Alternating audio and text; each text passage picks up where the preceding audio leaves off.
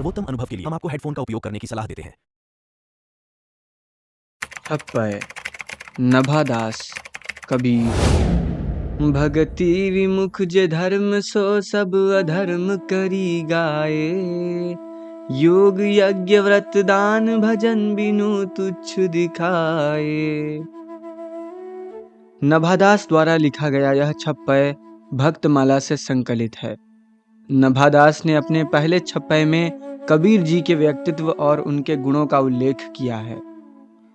इन पंक्तियों में नभादास जी कहते हैं कि कबीर जी ने हृदय से किए गए भक्ति को धर्म माना है, जिसमें सच्ची भावना हो, प्रेम हो।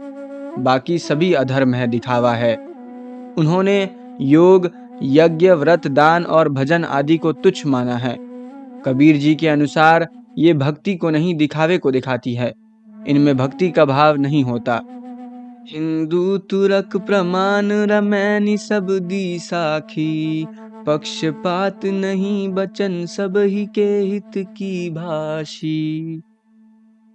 कवि कहते हैं कबीर जी ने कभी किसी के साथ पक्षपात नहीं किया है।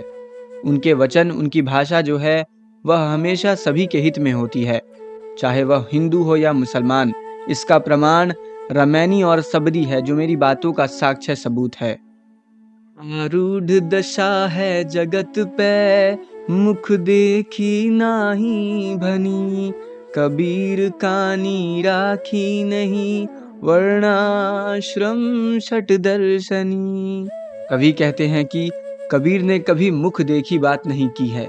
संसार में किसी के साथ पक्षपात नहीं किया है। संसार के सभी लोग एक ही दशा में सवार होकर मुख देखी बात करते हैं, पर कबीर ने कभी ऐसा नहीं कहा है।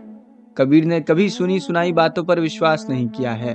4 वर्ण, 4 आश्रम और 6 दर्शनी को भी उन्होंने कोई महत्व नहीं दिया। भाग दूसरा, सूरदास।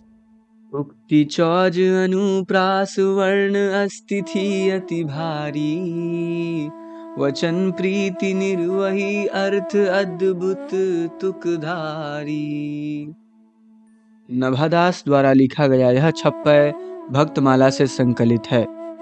नभादास ने अपने दूसरे छप्पय में सूरदास जी के कविताओं और उनके गुणों का उल्लेख किया है। इन पंक्तियों में नभादास जी कहते हैं कि सूरदास के जो रचनाएं हैं वह सभी युक्ति, चमत्कार और अनुप्रास वर्ण के स्थिति से भरी हुई है। उनके जो वचन हैं, जो वाणी है, वह प्रेम से भरी हुई है। उनके जो अर्थ हैं वह अद्भुत हैं और एक तुक को धारण किए हुए हैं।